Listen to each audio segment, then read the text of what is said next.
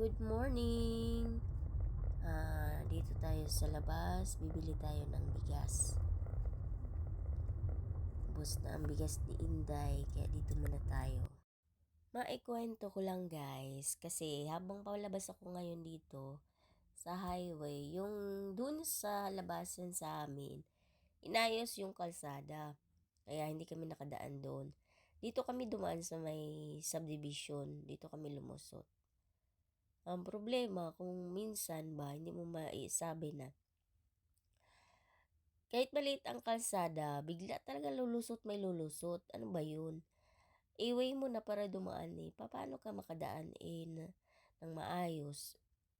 Biglang may lumusot. Tapos, ito pa, ang malala pa dito, pag masagi sila pa yung galit.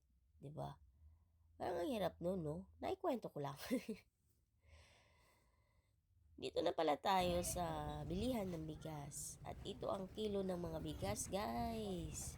Ayan ang kilo ng bigas. Naubos na ang bigas ni Inday. Thank you for watching.